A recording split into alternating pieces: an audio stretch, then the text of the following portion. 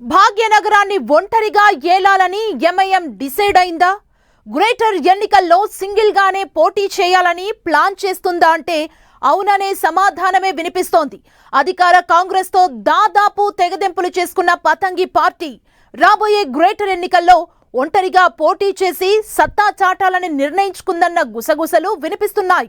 కొత్త జీహెచ్ఎంసీ పరిధిలో ఎలాగూ పట్టుండడంతో తామే కింగ్ అని భావిస్తున్న ఎంఐఎం అటు సైబరాబాద్, మల్కాజ్గిరి కార్పొరేషన్లలోనూ కింగ్ మేకర్ కావాలని ప్లాన్ చేస్తుందట. ఇంతకీ ఎంఐఎం టార్గెట్ ఏంటి? ఓవైసీ బ్రదర్స్ స్ట్రాటజీ ఏంటి? గ్రేటర్ ఎన్నికల్లో ఒంటరి పోరుకు సిద్ధం. గ్రేటర్ ఎలక్షన్స్ కోసం ఎంఐఎం మాస్టర్ ప్లాన్. కాంగ్రెస్ కు దూరం జరిగిన పతంగి పార్టీ ఒంటరి పోరు వెనక వ్యూహమేంటి? ఓవైసీ బ్రదర్స్ అసలు స్ట్రాటజీ ఏంటి?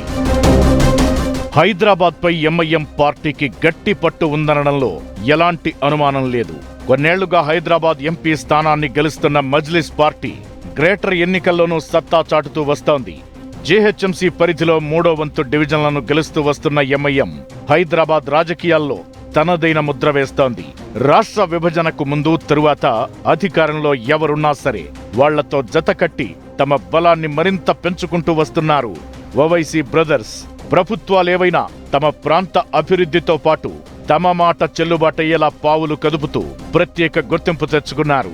తెలంగాణలో నిన్న మొన్నటి దాకా అధికార కాంగ్రెస్ తో దోస్తీ చేసిన ఎంఐఎం ఇప్పుడు ఆ బంధం తెంచుకునేందుకు రెడీ అయిందనే టాక్ నడుస్తోంది.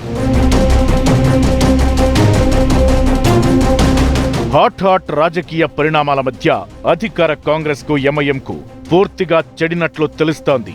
బీజేపీకి ఎంఐఎం పరోక్షంగా సాయపడుతోందని, ఆ పార్టీతో జాగ్రత్తగా ఉండాలంటూ తెలంగాణ కాంగ్రెస్ నేతలకు రాహుల్ గాంధీ చెప్పడం రెండు పార్టీల మధ్య గ్యాప్ కు ప్రధాన కారణమని తెలుస్తోంది. కాంగ్రెస్ వ్యతిరేక ఓట్లను మాత్రమే కాదు, మైనారిటీ ఓట్లను చీల్చడం ద్వారా బీజేపీకి ఎంఐఎం సాయపడుతోందని, దీంతో పతంగి పార్టీతో అప్రమత్తంగా ఉండాలని కాంగ్రెస్ నేతలను రాహుల్ హెచ్చరించారని టాక్. ఈ పరిణామాలతో ఓవైసీ బ్రదర్స్ ఆగ్రహంతో ఉన్నారు. ఇకటు యూపీలో యోగిలాగే తెలంగాణలో రేవంత్ వ్యవహరిస్తున్నారని, మసీదులు, దర్గాలను బుల్డోజర్లతో కూల్చివేస్తున్నారని అక్బరుద్దీన్ ఓవైసీ తీవ్ర ఆరోపణలు చేశారు. ముస్లింల ప్రస్తావన వస్తే కాంగ్రెస్, బీజేపీ ఒక్కటవుతాయంటూ ధ్వజమెత్తారు. దీంతో కాంగ్రెస్ కు ఎంఐఎం కు పూర్తిగా చెడిందని రాజకీయ వర్గాల్లో చర్చ మొదలైంది.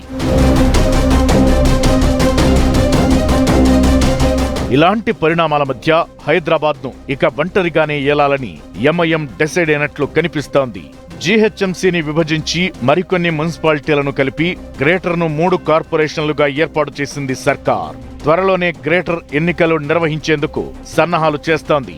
దీంతో జీహెచ్ఎంసీతో పాటు సైబరాబాద్, మల్కాజ్గిరి కార్పొరేషన్లలో ఒంటరిగానే పోటీ చేయాలని ఎంఐఎం నిర్ణయానికొచ్చినట్టు తెలుస్తోంది. జీహెచ్ఎంసీ ప్రాంతంలో బలమైన పార్టీగా ఉన్న మజ్లిస్ ఇప్పటికిప్పుడు ఎన్నికలు జరిగినా జీహెచ్ఎంసీపై పతంగి జెండా ఎగరడం ఖాయమని ధీమాగా ఉందట. ఇకటు సైబరాబాద్, మల్కాజ్గిరి కార్పొరేషన్లలోనూ సత్తా చాటాలని ఎంఐఎం భావిస్తోందట. జీహెచ్ఎంసీ రేంజ్లో కాకపోయినా ఆ 2 కార్పొరేషన్లలోనూ కొన్ని డివిజన్లలో కాంగ్రెస్, బీఆర్ఎస్, బీజేపీలతో టీ అంటే టీ అనేలా పోటీ ఇవ్వచ్చని అంచనా వేస్తోందట. చతుర్ముఖ పోటీలో కొన్ని డివిజన్లను గెలుచుకున్నా డిసైడింగ్ ఫ్యాక్టర్ కావచ్చని పతంగి పార్టీ లెక్కలు వేస్తోందట. ఇలా హైదరాబాద్ లో ఒంటరిగా కింగ్ కావాలని, మిగతా 2 కార్పొరేషన్లలో కింగ్ మేకర్ కావాలన్న ఓవైసీ బ్రదర్స్ స్ట్రాటజీ ఎంతవరకు వర్కౌట్ అవుతుందో చూడాలి మరి.